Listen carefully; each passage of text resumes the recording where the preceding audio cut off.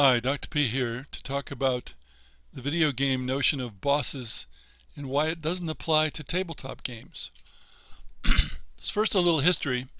Jeffro Johnson asked me if I'd use the monsters I contributed to the Fiend Folio back in the 70s as bosses, D&D Fiend Folio.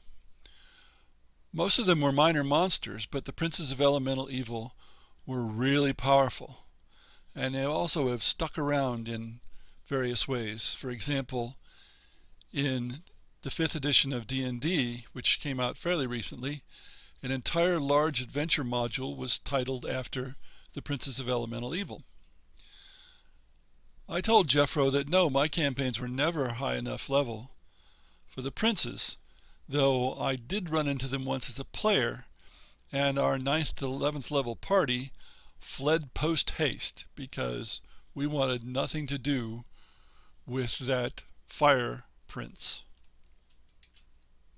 But this all made me realize that I've never thought in terms of boss monsters in tabletop D&D, and that it's the video game mentality.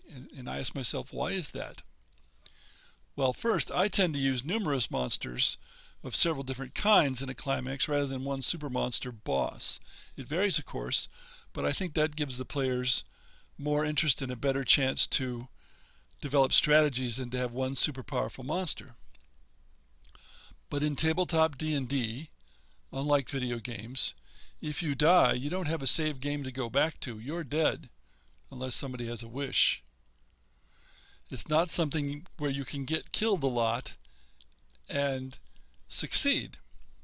On the other hand, video game bosses are designed to be really tough and to kill you many times before you succeed. You gradually have to figure out what to do to beat them. You can't play tabletop RPGs that way. The key is that there's no save game. So a video game boss tends to be much tougher than the monsters you meet at a climax in tabletop RPGs relative to the strength of the party.